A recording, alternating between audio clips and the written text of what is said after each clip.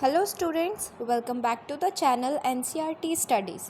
तो आज इस वीडियो में हम चैप्टर नंबर 1 फ्लैमिंगो बुक का, जो आपकी क्लास 12th की एक फर्स्ट बुक है, उसका फर्स्ट चैप्टर करने वाले हैं, जिसका नाम क्या है, द लास्ट लेसन। ठीक है, तो ये लास्ट लेसन सिर्फ नाम से लास्ट लेसन है। ठीक है, ये आपका फर्स्ट चैप्टर है बुक में। इसकी आज हम समरी के हिसाब से, मैंने समरी लिखी हुई है पूरे चैप्टर की, और उसके अकॉर्डिंगली मैं आपको पूरा फुल एक्सप्लेन करूँगी चैप्टर, और इजी वे में एक्सप्लेन करूँगी। ठीक है, स्टेप बाय स्टेप हम जो है पूरा चैप्टर कवर करेंगे। सबसे पहले हम देखते हैं चैप्टर का स्केच, चैप्टर स्केच। ठीक है, कि चैप्टर में क्या बोला गया है, क्या बात होने वाली है हमारी स्टोरी में, ये जो हमारा चैप्टर दिया गया है बुक में, तो क्या क्या चीज़ उसमें है। ठीक है, तो रीडिंग स्टार्ट करते हो और साथ साथ में मैं आपको एक्सप्लेन भी करती हूँ। The last lesson is set in the days of the Franco Persian war 1870 to 1871। ये जो लास्ट लेसन दिया है आपकी बुक में, ये कौन से टाइम की बात चल रही है इस चैप्टर में, जब फ्रांस और पर्शिया का वॉर चल रहा था 1870 से 1871 के बीच में। Led by Bismarck, Persia defeated France, Persia ने जो है फ्रांस को हरा दिया था। And the France districts of else's and Lawrence passed into the Persian hands. और जब पर्शिया ने फ्रांस को हराया, तो फ्रांस की जो एल्सेस और लॉरेंस डिस्ट्रिक्ट थी, ये किसके हाथ में चली गई? पर्शिया के हाथ में चली गई। The two protagonist of the story, M Hamel and Franz, belong to Alsace जो डिस्ट्रिक्ट थी, वहाँ के दो प्रोटैगनिस्ट के बारे में आपको इस चैप्टर में दिया गया है। पहले कौन है? एम हैमिल, और दूसरा कौन है? फ्रांस। ठीक है, एम हैमिल कौन थे? M Hamel is a French teacher, French language के टीचर थे M Hamel at the school, and Franz is the one of his student. और जो फ्रांस था वो कौन था? उनका एक स्टूडेंट था। The story revolves around how the war proved to be a life alerting event for both. अब इस स्टोरी में क्या दिया गया है, ये बताया गया है कि जो ये स्टोरी किसके आसपास रिवॉल्व कर रही है, कि दोनों की लाइफ में, एम हैमिल और फ्रांस की लाइफ में, ये जो स्टोरी है, ये जो वॉर थी, इसने क्या ऐसा इवेंट लाया उनकी लाइफ में, जो उनकी लाइफ अलर्टिंग थी। मतलब उनकी लाइफ में बहुत ज़्यादा एक थ्रेटन मूवमेंट उस टाइम पर आया। तो ये बात जो है हमें इस स्टोरी में, इस चैप्टर में बताई गई है। ठीक है, अब है अबाउट द करेक्टर। इसमें जो हमें बताया गया, दो करेक्टर मेन जो प्रोटैगनिस्ट हमें बताए गए हैं, एक फ्रांस और एक एम हैमिल। तो इन दोनों करेक्टर के बारे में हम थोड़ा जान लेते कि ये दोनों कौन थे। France, he was a sensitive and an honest schoolboy who accepted his fault of ignoring his lessons। France एक ऐसा बच्चा था जो बहुत ज़्यादा सेंसिटिव और ऑनेस्ट बॉय था, स्कूल बॉय। ठीक है, उसने अपने फॉल्ट को, अपनी गलतियों को एक्सेप्ट किया, कि उसने जो अपने लेसन्स हैं स्कूल के, उन्हें इग्नोर किया, तो उसने अपनी गलतियों को माना। ठीक है, एम हैमिल कौन थे? He is a sincere and strict teacher of French language. M Hamel एक बहुत ज़्यादा सिंसियर और स्ट्रिक्ट टीचर थे फ्रेंच लैंग्वेज के। Who is passionately patriotic, he break down at the end of the last lesson। ये बहुत ही ज़्यादा पैट्रियोटिक थे, देशभक्त थे। ठीक है, लेकिन एंड में, लास्ट में, जब लास्ट लेसन होता है उनका, तो उस दिन वो बहुत ज़्यादा टूट जाते हैं। ठीक है, समरी स्टार्ट करते हैं चैप्टर की। इससे ना आपको मैंने पार्ट में इसे डिवाइड किया है, जिससे कि आपको ये बहुत इजीली समझ आ जाएगी। ओके, तो स्टार्ट करते हैं। सबसे पहले, फ्रांस इज़ अ रिल्यूशन टू गो टू स्कूल। मतलब कि जो फ्रांस था वो क्या था? आपको पता है कि फ्रांस क्या है, बहुत ऑनेस्ट बॉय है, ये हमने पढ़ लिया है ना। तो उसका मन नहीं था स्कूल जाने का। क्यों नहीं था ये बताना है, ठीक है। पढ़ते हैं कि ऐसा क्या हो गया था जो वो स्कूल जाने से मना कर रहा था, अपने माइंड में सोच रहा था कि मैं स्किप कर देता हूँ स्कूल, ठीक है। Franz started from school very late at that morning. जो फ्रांस था उस दिन बहुत ज़्यादा लेट हो जाता है स्कूल के लिए, और स्कूल के लिए निकल जाता है अपने घर से। His French teacher M. Hamel had announced that he would question the class on participles. जो उसके टीचर हैं एम हैमल, वो उन्होंने क्या एक अनाउंसमेंट की थी लास्ट डे, मतलब जिस दिन वो लेट हो गया था उससे पहले दिन को उन्होंने एक अनाउंसमेंट की थी कि वो पूरी क्लास से क्वेश्चंस पूछेंगे। किस टॉपिक पर? पार्टिसिपल्स पर। पार्टिसिपल्स जो है ग्रामर का एक टॉपिक होता है जिसमें आपके सारे ग्रामर के मतलब जैसे टेंसेस होते हैं वैसे ही पार्टिसिपल्स होते हैं, ठीक है ना। Poor France did not know even a single word about them and was afraid of a scolding from his teacher. उस दिन फ्रांस को इस चैप्टर के बारे में जो पार्टिसिपल्स है उसके बारे में कुछ भी नहीं पता था, एक सिंगल वर्ड भी नहीं पता था, इसलिए वो बहुत ज़्यादा डरा हुआ था कि उसको जो एम हैमल उसके टीचर हैं वो उसको डांटेंगे, ठीक है। It was a bright sunny day, and for a moment France thought of running away and spending the day outside.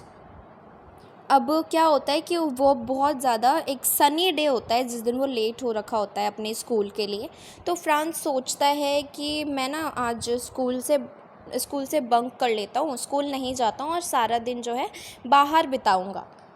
The chirping of birds and the marching of Persian soldiers was much more tempting than the rules of participles. वो क्या कहता है कि जो चिड़ियों की चहचहाने की आवाज़ है और पर्शियन सोल्जर्स की मार्चिंग की आवाज़ है वो पार्टिसिपल के रूल्स याद करने से ज़्यादा टेम्पटिंग है। मतलब ज़्यादा अट्रैक्शन किसकी तरफ उसकी बढ़ गई है? बर्ड्स की चिरपिंग पर और पर्शियन सोल्जर की मार्चिंग पर। However, France was able to fight the temptation and hurried off to the school. लेकिन जो फ्रांस है उसे क्या करना था? अपने इस टेम्पटेशन से लड़कर स्कूल की तरफ जल्दी से भागना था, ठीक है, स्कूल जाना था। On his way to school, France passed the town hall and noticed a crowd in front of the bulletin board. Bulletin board ऐसा बोर्ड है जहाँ पर सारी न्यूज़ होती है, चाहे वो अच्छी न्यूज़ हो या बुरी न्यूज़ हो, ठीक है, सारी न्यूज़ पूरे एक एरिया के लिए एक बुलेटिन बोर्ड पर लिखी जाती है ताकि सब लोग जो है उसको पढ़ सकें। तो वो जैसे ही रास्ते में जा रहा होता है तो वो देखता है टाउन हॉल के पास से, जैसे वो गुज़र रहा होता है तो वहाँ पे बुलेटिन बोर्ड के पास उसको बहुत सारी भीड़ दिखाई देती है। For the past 2 years, all the bad news had come from it. पिछले 2 साल से बुलेटिन बोर्ड पे सिर्फ कैसी न्यूज़ आ रही थी? बैड न्यूज़ आ रही थी, ठीक है।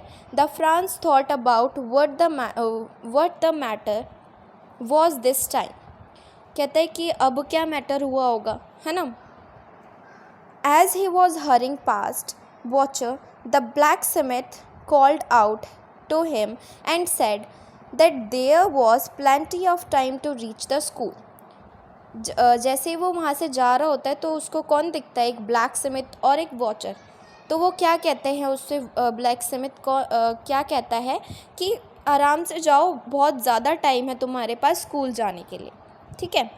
Franz thought that he was making fun of him and reach the school panting. Franz ये सोचता है कि ब्लैक स्मिथ ने उसको ये बोला है कि बहुत टाइम है क्योंकि मैं लेट हो गया हूँ, तो इसलिए उसने मुझे ताना मारा और मेरे पे हंस रहा है वो। तो ये सोचकर जो है वो आगे बढ़ जाता है, स्कूल पहुँच जाता है। अब देखिए जो एम हैमल है उनका स्ट्रेंज बिहेवियर। जैसे ही फ्रांस जो है स्कूल पहुंचता है तो उसको क्या देखने को मिलता है? एम हैमल का एक स्ट्रेंज बिहेवियर उसको देखने को मिलता है। When Franz reached the school, he was very surprised to begin.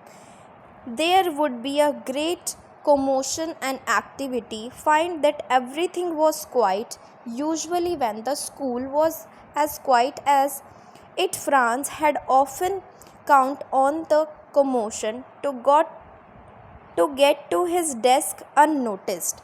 अब क्या होता है उस टाइम पर जब वो स्कूल पहुंच जाता है, तो यूजुअली वहाँ का इन्वायरमेंट कैसा होता है कि बहुत ज़्यादा एक्टिविटीज़ होती रहती है, बच्चे इधर से उधर होते रहते हैं और डेस्क्स की आवाज़ आती रहती है, कोई बच्चा उठ रहा है, कोई चिल्ला रहा है, ठीक है, बाहर विंडो से बाहर से भी बहुत सारी आवाज़ें आ रही होती हैं।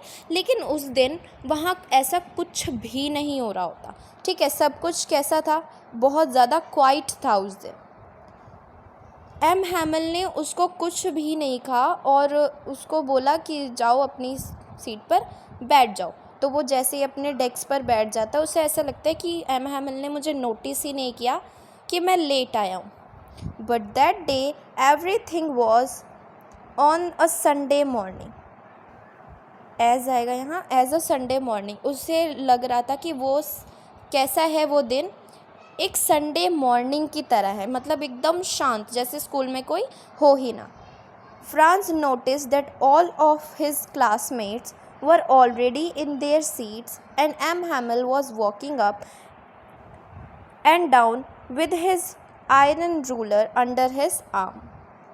क्या होता है, जैसे ही वो डेस्क पर बैठता है, क्लास में पहुंचता है, तो उसके जो क्लासमेट्स होते हैं वो सभी बैठे हुए होते हैं वहाँ पर क्लासरूम में, और जो एम हैमल है वो आगे पीछे इधर उधर घूम रहे होते हैं अपने किसके साथ, अपने एक आयरन रूलर के साथ। एक स्केल आयरन का लिया होता है उन्होंने अपने हाथ में, तो वो उसके साथ इधर उधर घूम रहे हैं, ठीक है। He had to open the door and reach to his seat in front of everybody. अब क्या होता है कि उसको अपनी सीट पर बैठना होता है, जाकर गेट को ओपन करके, और सब लोगों के सामने उसे जाना होता है। He was blushing and was very frightened. अब वो क्या कहते हैं कि बहुत ज़्यादा जो है ब्लश कर रहा होता है वो, और बहुत ज़्यादा डरा हुआ होता है, ठीक है। He was surprised when instead of scolding him, M. Hamel spoke very kindly and told him to take his seat. मैंने आपको बताया कि एम हैमल ने उस दिन उसको नहीं डांटा बिल्कुल भी, और क्या बोला उसको कि अपनी सीट पर जाकर बैठ जाओ।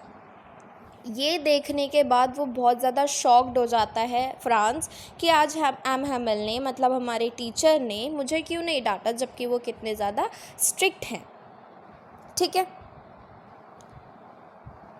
अब क्या है, देखो अब क्या पढ़ना है हमें। France notice many unusual things at school. यहाँ फ्रांस आएगा, जेड आएगा यहाँ, ठीक है। तो फ्रांस बहुत सारी अनयूजुअल थिंग्स देखता है स्कूल में पहुंचकर। तो क्या क्या थी वो।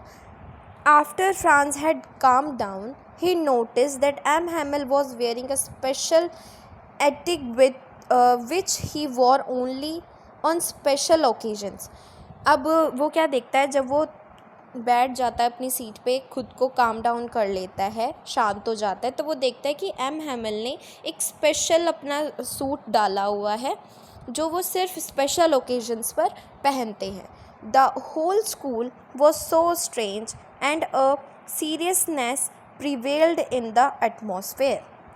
वो देखते हैं कि पूरा स्कूल जो है बहुत ज़्यादा स्ट्रेंज दिखाई दे रहा है, बहुत ज़्यादा सीरियस हो रखा है पूरा स्कूल, और वहाँ का एनवायरनमेंट जो है, मतलब जितने भी बच्चे उस क्लासरूम में बैठे थे वो सभी कैसे थे, बहुत ही ज़्यादा सीरियसनेस में बैठे थे। But what surprised and confused him most was to see the village people sitting quietly on the back benches. They all looked very sad.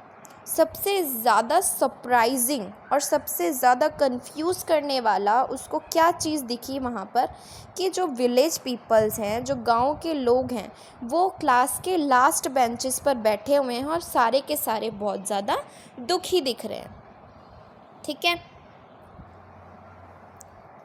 The order from bulletin, क्या ऑर्डर था बुलेटिन से, तो वो पढ़ते हैं. France was still wondering as he observed the changes around him when M. Hamel mounted on his chair and made a dreadful announcement. He told the class that it was their last French lesson. जो Franz था, ये सब कुछ जो भी changes उसने observe किए, देखे अपने आसपास, तो एम हैमल जो है अपनी चेयर पे जाकर क्या कहते हैं, सबसे एक बहुत ही दुख भरा एक अनाउंसमेंट करते हैं वो, और कहते हैं कि आज का ये जो लेसन है ये आपका फ्रेंच क्लास का फ्रेंच लेसन है जो लास्ट है. ये मतलब फ्रेंच लैंग्वेज में ये क्या है, आपका लास्ट लेसन है. ठीक है.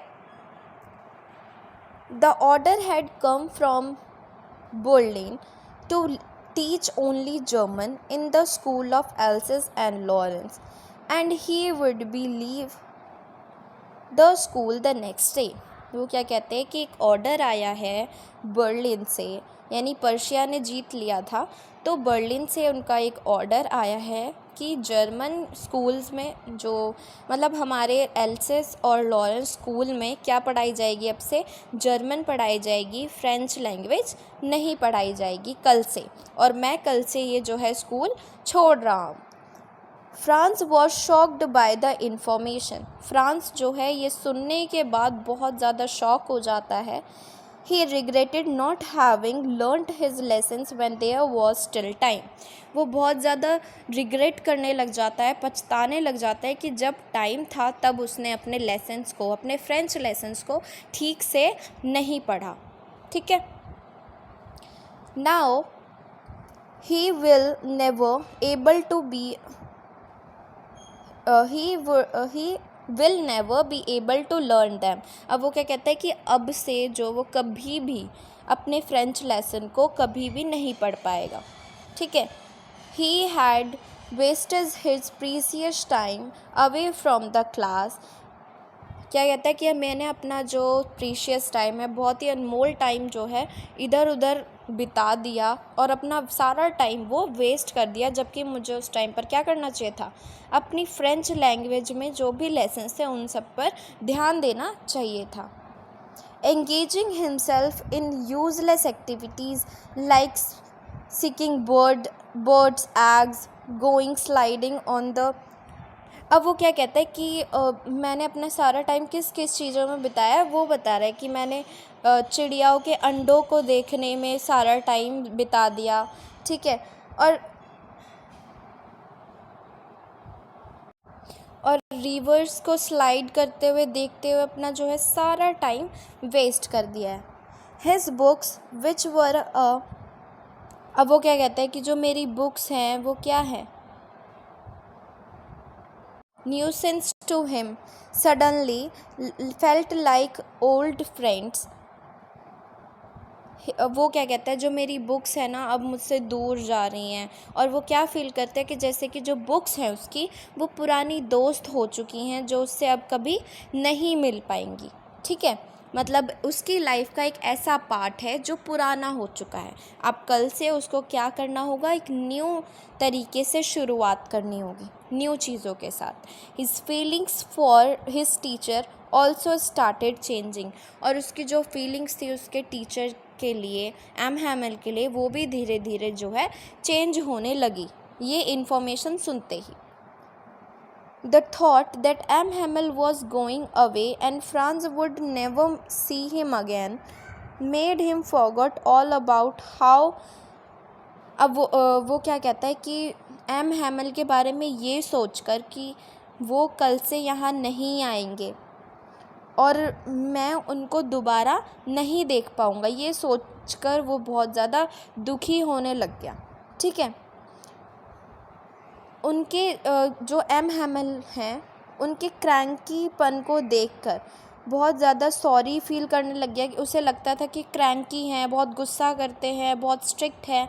तो ये सब चीज़ें उसके दिमाग में आने लगी कि वो अपने आप को बहुत ज़्यादा सॉरी फील करने लग गया उनके लिए, कि मैं उनके बारे में बहुत ज़्यादा गलत सोचता था. It was in honor of his last lesson that he had put on his fine clothes, and the village peoples had gathered there to express their gratitudes towards him and to show their respect to their. अब क्या होता है कि ये एक क्या है, एक ग्रैटिट्यूड दिखाने के लिए, रिस्पेक्ट दिखाने के लिए वहाँ पर सारे विलेज पीपल्स जो हैं आए हुए थे। किसको ग्रैटिट्यूड दिखाने के लिए? अपनी कंट्री और अपनी लैंग्वेज को, फ्रेंच लैंग्वेज को और अपनी कंट्री को, ठीक है। और इसीलिए जो एम हैमिल थे उन्होंने क्या पहने थे? अपने फाइन क्लोथ्स जो वो स्पेशल ओकेजन पे पहनते थे, इसीलिए उन्होंने वो फाइन क्लोथ्स उस दिन पहने थे, ठीक। अब देखिए, M Hamel criticises himself and the people of Alsace. क्या बोला गया कि जो एम हैमिल है ना, उन्होंने अपने आप को और यहाँ के पीपल्स को, कहाँ के पीपल्स को? एल्सेस के पीपल्स को, जो जिनकी लैंग्वेज कौन सी थी? फ्रेंच लैंग्वेज थी, है ना। तो खुद को और उनको क्रिटिसाइज़ करते हुए क्या क्या बोला है? When Franz was thinking of all this, he heard his name called out. It was his turn to recite. अब क्या होता है कि ये सब सोच रहा होता है कि मैंने गलत सोचा, अब कल से मुझे बुक्स नहीं मिलेगी, मुझे पढ़ लेना चाहिए था।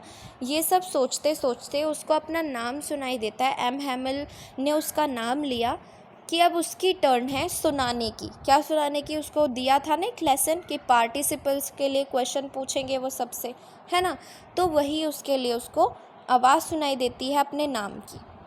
He would have given anything to be able to say the rules loud and clearly. अब क्या होता है कि but unfortunately he got mixed up on the first word. अब जैसे ही एक क्वेश्चन जो एम हैमिल हैं वो पूछते हैं फ्रांज से, तो क्या होता है पहले ही वर्ड पे बहुत ज़्यादा मिक्सअप हो जाता है, क्योंकि उसको याद तो था नहीं कुछ, जिसकी वजह से वो स्कूल भी नहीं आना चाहता था। इसीलिए वो बहुत ज़्यादा घबरा कर मिक्सअप कर देता है सब चीज़ें और वो कुछ आगे बोल ही नहीं पाता, ठीक है। He was ashamed and stood holding his desk. वो बहुत ज़्यादा शर्मिंदा हो जाता है और अपने ही डेस्क पर एक जगह खड़ा रह जाता है। M Hamel said that he would not scold him. M Hamel ने क्या बोला कि वो उसको डांटेंगे नहीं। He criticised the people of Alsace for their habits of putting off learning for some time in the future. वो क्या कहते हैं? क्रिटिसाइज़ करते हैं सारे पीपल्स को एल्सेस की कि वो अपना जो काम है लर्निंग का, याद करने का, वो बाद पे कभी फ्यूचर, हाँ चलो कल कर लेंगे, चलो याद परसों कर लेंगे। तो इन सब चीज़ों पर जो है कहीं ना कहीं सारे बच्चे या सारे जितने भी पीपल्स हैं वो अपना काम आगे के फ्यूचर के लिए छोड़ देते हैं। तो इसकी वजह से वो क्या कर रहे थे? उनको क्रिटिसाइज़ कर रहे थे, ठीक। ही blamed their parents for not taking interest in the studies. वो सभी बच्चों के पेरेंट्स को ब्लेम कर रहे थे कि आप अपने बच्चों को स्टडीज़ के अंदर इंटरेस्ट नहीं लाने देते हो, है ना। He also blamed himself. मतलब जितने भी बच्चों के पेरेंट्स होते हैं, जो बच्चे स्कूल नहीं आते थे, छुट्टियां करते थे, तो उनकी मिस्टेक बताते हैं पेरेंट्स की कि आप लोगों ने ही अपने बच्चों को स्कूल नहीं भेजा, पढ़ने नहीं भेजा। अपने आप को भी ब्लेम करते हैं। क्या? stating that he often sent the students to water his plants and gave them a holiday when he had want to go to fishing. अब क्या होता है कि वो अपने आप को भी ब्लेम करते किस चीज़ के लिए कि उन्होंने बच्चों को कभी कभी अपने पौधों को, प्लांट्स को वाटरिंग करने के लिए भेज दिया था। कभी कभी वो बच्चों को छुट्टी दे देते थे जब उन्हें खुद फिशिंग के लिए जाना होता था। तो इस चीज़ के लिए वो खुद को भी ब्लेम करते हैं कि मेरी वजह से भी बच्चों की पढ़ाई का नुकसान हुआ है, ठीक है। Importance of mother tongue. हमें इस चैप्टर से क्या पता चलता है कि मदर टंग हमारे लिए क्या है, ठीक। M. Hamel then talked about the French language. He called it the most beautiful, the clearest, and the most logical language in the world. M Hamel क्या कहते हैं फ्रेंच लैंग्वेज के बारे में कि बहुत ही ज़्यादा ब्यूटीफुल, क्लियरेस्ट और लॉजिकल लैंग्वेज है पूरे वर्ल्ड में. ठीक है. He wanted the people of France to treasure their language.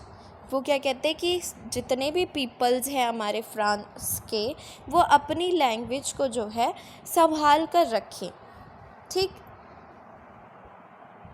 उसकी रिस्पेक्ट करें. According to him, whenever the people of a particular nation are enslaved, as long as they are attached to their language, it is as if they have to key to their prison.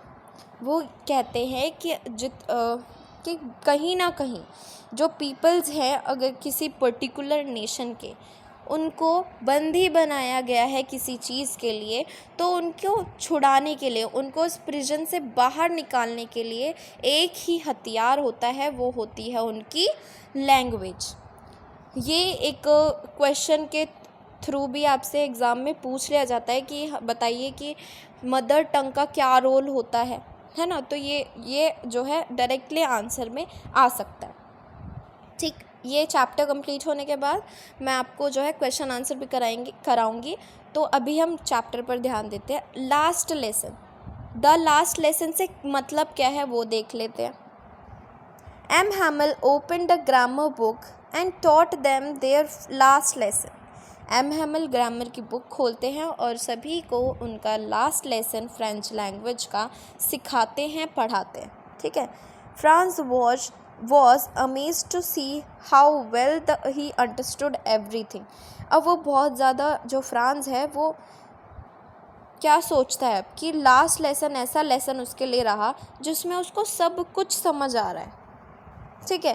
France thought that probably he never paid much attention in the class, that M. Hamel had never explained anything with so much patience.